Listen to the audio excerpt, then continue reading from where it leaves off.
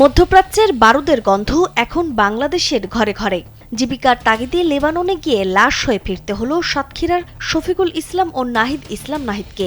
দক্ষিণ লেবাননের নবাদীয় জিবদিন এলাকায় কর্মস্থলে থাকাকালীন ইসরায়েলি ড্রোন হামলায় মর্মান্তিক মৃত্যু হয় এই দুই বাংলাদেশির। গতরাতে হজরত শাহজালাল আন্তর্জাতিক বিমানবন্দরে তাদের মরদেহ পরিবারের কাছে হস্তান্তর করা হয়।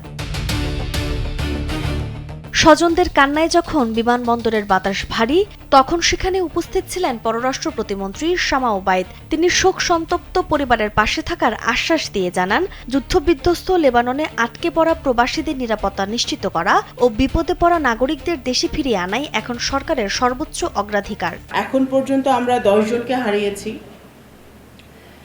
আমরা 7 জনের মৃতদেহ আমরা বাংলাদেশে আনতে পেরেছি ওই সকল দেশের সরকারের সহযোগিতায়। বর্তমানে বাংলাদেশ সরকার, মাননীয় প্রধানমন্ত্রী জনাব তারেক রহমানের সরকার সবসময়, আমরা প্রথম থেকে বলে এসেছি যখন থেকে যুদ্ধ শুরু হয়েছে, যে আমাদের প্রধান দায়িত্ব হচ্ছে যে আমাদের নাগরিকদের পাশে থাকা, যে যেখানে আছে, যে দেশে যে অবস্থায় আছে, আমাদের নাগরিকরা যেন নিরাপদে থাকে এবং কোনো বিপদে যদি তারা পড়ে যায় তাদেরকে যেন আমরা ফিরিয়ে আনতে পারি, তাদের সকল সহযোগিতা আমরা করতে পারি, সেটাই আমাদের 1 নম্বর প্রায়োরিটি।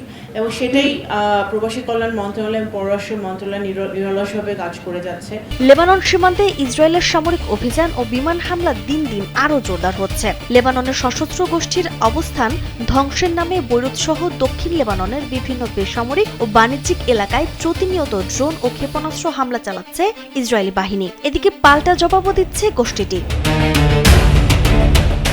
ইসরায়েল ও লেবাননের সশস্ত্র গোষ্ঠীর মধ্যে যে লড়াই চলছে, লেবানন সেনাবাহিনী মূলত তা থেকেই দূরে আছে। তারা চলমান এই লড়াইয়ে অংশ নিচ্ছেন না। লেবাননের সংঘাত থামাতে গত 17 এপ্রিল থেকে যুদ্ধবিরতি কার্যকর হওয়ার কথা ছিল, কিন্তু বাস্তবে তা কার্যকর হয়নি। কিন্তু পরিতাপের বিষয় হলো, এ ভূ রাজনৈতিক সংঘাতের বলি হচ্ছে সাধারণ মানুষ ও প্রবাসী শ্রমিকেরা। যুদ্ধের এই ধ্বংসযজ্ঞ যেন আর কোনো মায়ের বুক খালি না করে, আর কোনো প্রবাসীকে যেন লাশ হয়ে ফিরতে না হয়, আজ এটাই যেন পুরো জাতির একমাত্র প্রার্থনা।